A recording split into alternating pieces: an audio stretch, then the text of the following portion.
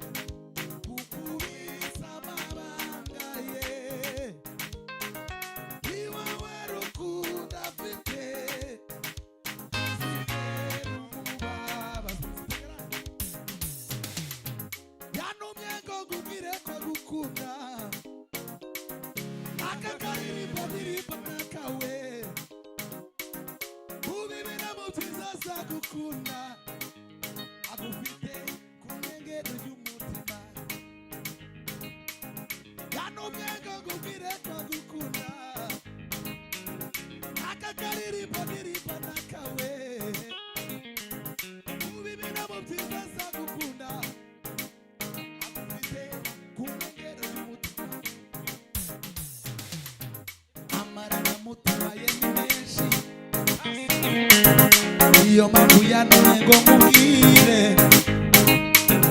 ngo yaraze ukwezi yaraze izuba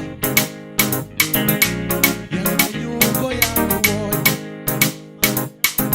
yantumye ngo nkubwire ko gukunda aka karirimbo ndirimba nakawe ubimena mu byiza azagukunda agufite ku ngero y'umutima.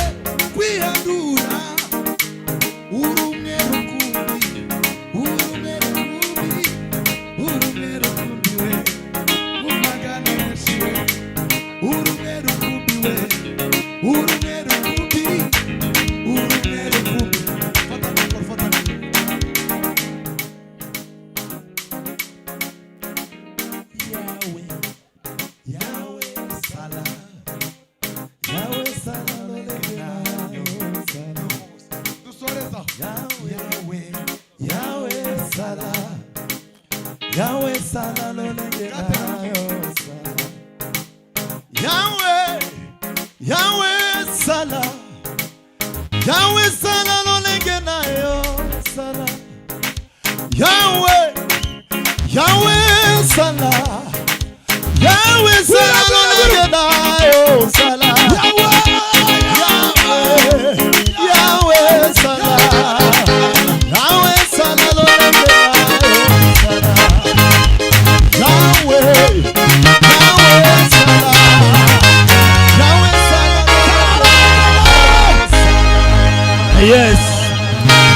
Arakoze Shyaka na timu. Ati nuko nahisemo ko nkwakira muri yo njyana nziza nateguye. Reka nsabe bare na marene twegera abageni niturangiza tuvuge ngo ku buzima bwacu. Duhuza ibyo birahure tuvuga ngo cheers. Duhurize hagati dutindeyo maze tumanze dusangire ifoto. Ati mwakoze cyane kugendana natwe dusangire uyu munezero. Twongere kandi tujyane na photographe kuri iyo foto nziza. Ati no umunsi udasanzwe w'urukundo dusangiza aba bose urukundo rwacu. Dusangire ubwo buki Arthur yaduhishiye kuri uyu munsi atwakira pare na marene Jolie. Twongere kandi dusangire dushire impumu dususuruke nta mususu. Igitaramo kiduturwe muri mugoroba duserebure kubw'urukundo rw'aba bombi ndavuga Ati ndetse na Jolie. Reka nsabe bashiba Arthur batwakirire ububuki. Ibi birahure by'ubuki babitereke hariya mutwicara abami. N'ubundi nsabe kugira ngo Freddy nka pare na marene Arthur ndetse na Jolie tugane ibyimbo byiza baturemeye kuri uyu munsi muri iyo njyana nziza. Umukaraza duherekeza tugana mutwicara abami kugira ngo dukomeze dusangire igitaramo n'ababeza bose kuri uyu munsi. Inshuti za Jolie ati dukomeze tunezerwe dusangire umunezero. Twateguye byinshi, abaririmbyi baracyari benshi ndetse na surprise nyinshi Arthur yateguriye Jolie.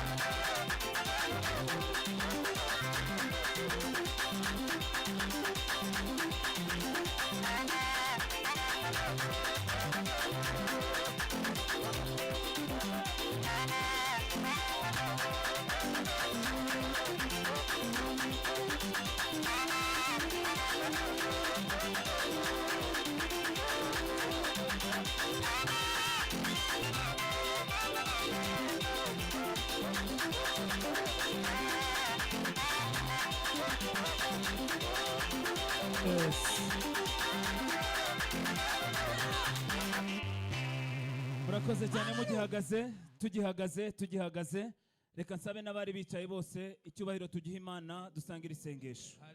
Baze kumera indangururamajwi Pastor Aloys guturuka muri Foursquare, duhagaze twese tubanze dusangira isengesho mwuka byaramwe. Abatari ko basirimba duhaguruke dusenga Imana mwuka byaramwe. Ndabona abantu bacicaye kandi tugiye gusangira isengesho.